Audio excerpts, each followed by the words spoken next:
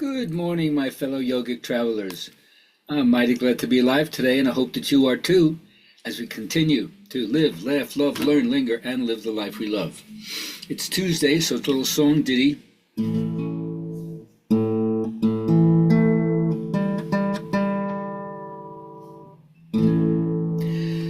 It only takes a spark to get a fire going, and soon all those around will warm up to its glowing.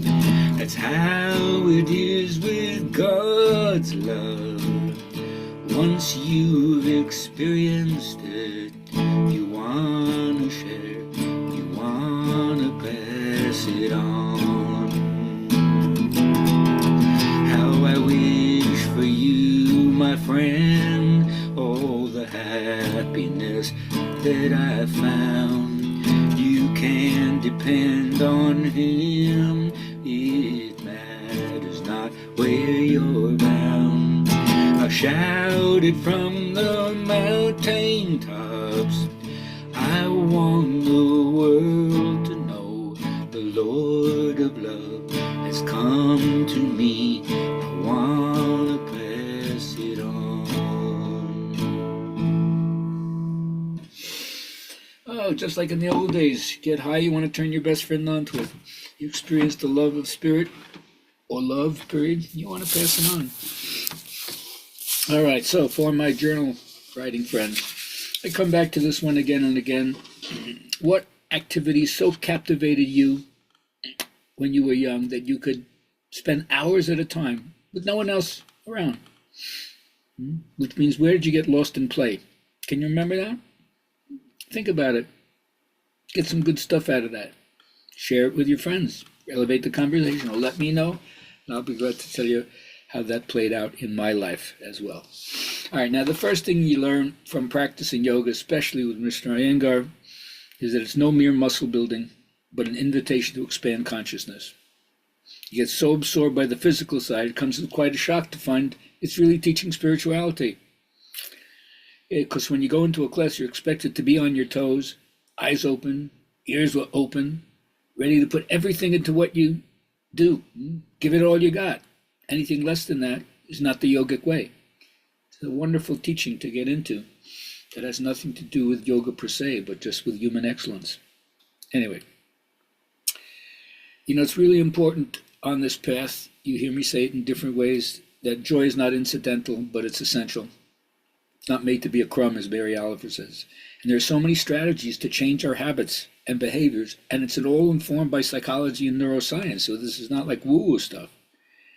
Living with your mind at ease doesn't mean you give up enthusiasm for life. And being an optimist isn't necessarily thinking that you're some sappy, blithe spirit whistling in the dark, completely disconnected from what's going on around you. You're an agent of change. So I always say the relationship is the yoga of the West. Show me a happy person, I'll show you someone who's not in a relationship. Yeah, relationship is challenging, and especially for those who've had really traumatic experiences in growing up, that kind of abuse is a training ground for being addicted, numbing yourself. So your emotions, you distance yourself from your emotions. You don't want to feel that. But remember, if you have something you still haven't resolved with your parents, look back to your child. Children look at adults and know that what you give your time to is what you love. So you know right away whether they gave you the time and showed you that love. Ultimately, some of this stuff is going to be solved not in a talking cure or memory or acting it out psychodramatically, but the best language is the one that shuts you up, takes you into silence. Vocality is a reduction of the relationship with meaning, because certain things can't be said. That's why so many medicine people spend time being mute. Silence. Because when meaning brushes through you, you don't know how to wrap it. It's beyond the ability to talk about what being is, what absolute truth is. Nonetheless, my Native American shamanist pixie light horse reminds you, honor confidence. Completely believe in yourself. Do what you set out to do. Find your way and realize you'll have a lot of help all along the way. Commit yourself to something greater than you and discover how your vision becomes reality as you walk your talk and make impeccable choices that prevent you from unnecessary detours. So, I know it sounds simple, but we want to complicate things? No. Keep it simple. Align with the energy that's really you. Identify what's important to you. And look at that which doesn't feel good less often. And look at that which does feel good more often. Let me know if that changes your life. I know it will. Have a great day.